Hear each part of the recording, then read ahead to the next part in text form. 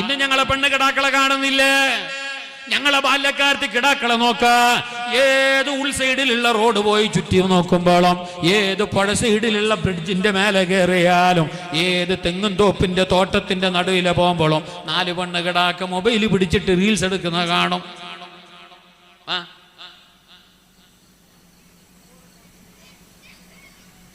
ഞാൻ കണ്ടിന്. പക്ഷെ ഇങ്ങനെ പോയി നോക്കനി നോക്കാൻ പോയി ഇനി പാത്താവും ചർച്ച ചെല്ലനും ഒത്തില്ലല്ലോ. അതല്ലേ വലിയ ആവത്ത്.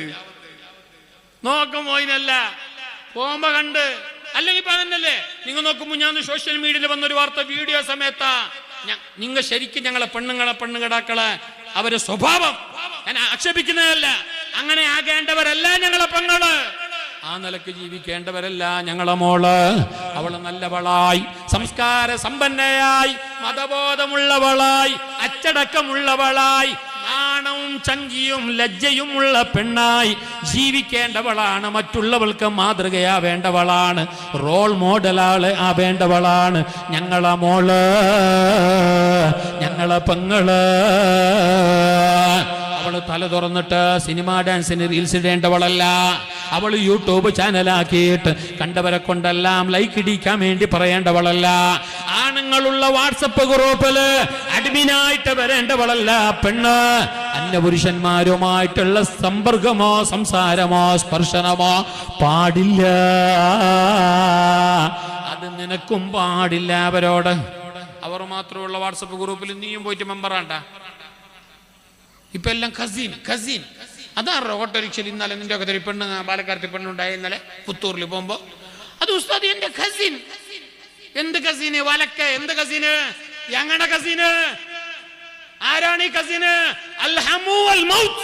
കസീൻ എന്ന് പറഞ്ഞാൽ അത് വളരെ ഡേഞ്ചർ ആണ് എന്ന് റസൂലുള്ളാഹി.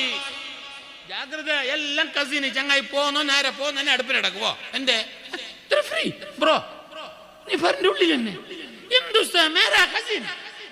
എന്ത് കസീൻ നിന്റെ? ഞങ്ങളുടെ കസീന്.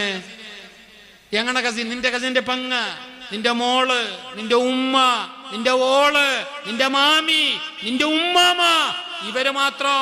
ബാക്കി എല്ലാരും കസീനാക്കിയിട്ട് പയ്യോടെ പുത്തൂർ ഹോസ്പിറ്റലിൽ പണിയാവും. ഞാൻ പച്ച മലയാളത്തിൽ ചെന്നില്ല, ഓപ്പൺ സ്റ്റേജാണ്. കസീനാലോ എല്ലാം കസീൻ. ദല്ലൂല്ല ബ്രേക്കൂല്ല. പെണ്ണും അങ്ങനെ. നിങ്ങൊന്ന് സി സിക്ക് പോയി നോക്കി. ഞാൻ കുറ്റം ആരുമല്ല. മറ്റോരില്ലേന്ന്, മറ്റോരിരിക്കട്ടെ ഇല്ലാണ്ടിരിക്കട്ടെ, ഞമ്മ അവരെ പറയേണ്ടതില്ലല്ലോ. ഞങ്ങളുടെ ജാളിലുള്ള കാട്ടെടുക്കാണ്ട് മറ്റൊരു ജാളിലുള്ള ചേറെണ്ണാൻ പോകുന്ന നിയമോ? അല്ലോ ട്രെയിനിലെല്ലാം സുബൈക്കൊന്ന് നോക്കണോ? കാസർഗോഡ്, മാംഗ്ലൂർ, തിരുവനന്തപുരം പോകുന്ന ആ ട്രെയിനിൽ കുർല എക്സ്പ്രസ്സിലാ അതിലൊന്ന് കയറി നോക്ക് നിങ്ങ. അല്ലാ, നമ്മളെ പെണ്ണ് ഗോപാലന്റെ മടിയിൽ ഈ പരിശുദ്ധമായ ദീനുൽ ഇസ്ലാം ഹബീബായ നബി തങ്ങൾ പറഞ്ഞ ഒരു ഹദീസുണ്ട്. അതേ സമാൻ, ഒരു നാളെന്റെ സമുദായത്തിന് വരും കേട്ടോ. ലാ യബ്ഖാ മിനൽ ഇസ്ലാമി ഇല്ല സ്മുഹു. അന്നെന്റെ സമുദായത്തിന് പേരല്ലാതെ ഇസ്ലാം ഉണ്ടാവേല. ഇരിക്കി എന്നെ നോക്കി. ഒരു കാലം വരാ, അതേ കാലം തന്നെ. അന്നുള്ള കാലത്ത് ജീവിക്കുന്നതാണ് പെണ്ണുങ്ങൾക്ക് ഇസ്ലാമിയത്ത് ഉണ്ടാവേല, ഈമാൻ ഉണ്ടാവേല, നിസ്കാരം നിലപാടുണ്ടാവേല, സംസ്കാരം മര്യാദ അദബ് നാണം ചങ്കി ഉണ്ടാവേല. ലാ യബ്ഖാ മിനൽ ഇസ്ലാമി ഇല്ല സ്മുഹു.